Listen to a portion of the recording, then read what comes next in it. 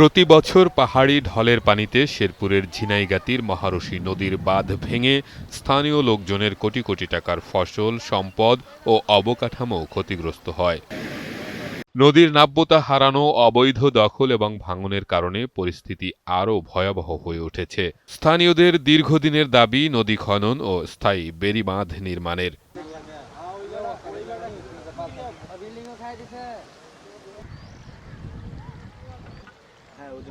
ভারতের মেঘালয় থেকে নেমে আসা মহারশী নদী শেরপুরের ঝিনাইগাতি উপজেলা সদর অতিক্রম করে প্রবাহিত হয়েছে। একসময় জীবন জীবিকার উৎস হিসেবে পরিচিত এই নদী এখন বর্ষা এলেই আতঙ্কের নাম। দীর্ঘদিন খনন না হওয়ায় নদী হারিয়েছে নাব্যতা। নদীর বুকে জেগে ওঠা চরে অবৈধ বসতবাড়ি নির্মাণে সংকুচিত হয়েছে নদীর প্রবাহ। ফলে সামান্য পাহাড়ি ঢলেই প্লাবিত হয় ঝিনাইগাতি সদর, বাজার, সড়ক, দোকানপাট এবং আশপাশের নিম্নাঞ্চল।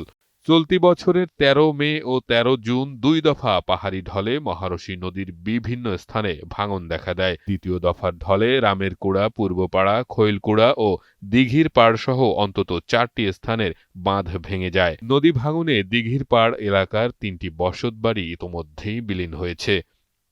ঝুঁকিতে রয়েছে আরও কয়েকটি বাড়িঘর, গুরুত্বপূর্ণ শিক্ষা প্রতিষ্ঠান এবং বিস্তীর্ণ জনপদ। ভাঙ্গা বর্তমানে পানি এটা ভাঙি গেলে মনে করলে যে এই এলাকায় যে বাড়ি ঘর একবার সব তলবের জায়গা। প্রতি বছরে যেহেতু ভাঙ্গি জায়গা, বাড়ি ঘর, আবাদ ফসল অনেক ক্ষয়ক্ষতি হয়। তো এটা যদি পাকা হইতো তাহলে এই ক্ষয়ক্ষতির থেকে হেফাজত থাকা যেত। জোরে বৃষ্টি হলে আমাদের নদীর খুব নদীর পানি বাইরে জায়গা, আমরা খুব বিপদে আছি। যদি দয়া করে রাস্তাটা পাকা হইতো, ব্যবস্থা করে বাইনে দিত, তাহলে হয়তো আমাদের ফসলেরও ক্ষতি হইতো না, আমাদের বাড়ি ঘরেও ক্ষতি হইতো না। আমরা একটা পরিপূর্ণভাবে শক্তভাবে বাঁধ চাই, নদীর পানি যাতে এদিকে না গড়ায় এবং মানুষের ক্ষতিপাত্র না হয় এবং ফসলাদির ক্ষতিপাত্র না হয়। এই রাস্তাটা দুর্বল, তো পাকা করে দিলে ভালো হতো। স্থানীয়দের অভিযোগ, বছরের পর বছর আশ্বাস মিললেও বাস্তবে স্থায়ী কোনো উদ্যোগ নেওয়া হয়নি। তাদের দাবি মহারশী নদী খনন, অবৈধ স্থাপনা উচ্ছেদ এবং টেকসই বেড়িবাঁধ নির্মাণ ছাড়া এই দুর্ভোগের স্থায়ী সমাধান সম্ভব নয়। স্থানীয় উপজেলা প্রশাসন জানায়, মন্ত্রণালয় মহারশী নদীর বন্যা নিয়ন্ত্রণ বাঁধ নির্মাণের প্রয়োজনীয়তার কথা উল্লেখ করে প্রতিবেদন প্রদান করা হয়েছে। এ ব্যাপারে তারা আন্তরিক, তবে উপজেলা প্রশাসনের হাতে নেই এই বাঁধ নির্মাণের টাকা। নদী জায়গাকে যখন ফ্রি পাই তারা এটা সেখানে চাষাবাদ করে বা গাছ লাগায় বা যে কোনো ভাবে দখল করে বা করতে পারে, এটা কমন সিনারিও। তা এটার জন্য যে আমাদের পানি উন্নয়ন বোর্ডের চাহিদার ভিত্তিতে বা তাদের সাথে আলোচনার প্রেক্ষিতে আমরা এটা নিয়ে কাজ করব।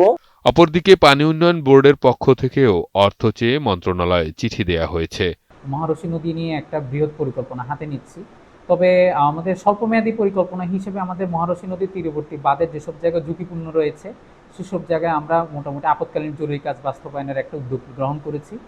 আর দীর্ঘমেয়াদী পরিকল্পনা হিসেবে আমাদের মহারশী নদীতে আমরা দুই পাশে বেড়িবাঁধ, যে 12-24 কিলো বেড়িবাঁধ এবং 17 কিলোমিটার আমাদের যে মহারশী নদী বাংলাদেশ অংশে রয়েছে সেই অংশটিতে আমরা পুনঃখননের একটা পরিকল্পনা হাতে নিয়েছি।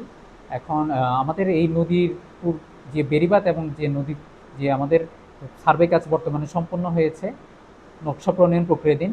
পূর্ণাঙ্গ নকশা পাওয়া গেলে আমাদের এই মহারশী নদীর একটি আমাদের প্রকল্প আমরা পরিকল্পনা কমিশনে দাখিল করব এবং যদি পরিকল্পনা কমিশনের অনুমোদন সাপেক্ষে আমরা মাঠ পর্যায়ে যদি কাজ বাস্তবায়ন করতে পারি, আশা করি মহারশী নদীর যে দীর্ঘকালের যে আমাদের যে শেরপুর জেলার যে সমস্যা সেটা বহুলাংশে লাঘব করা সম্ভব হবে।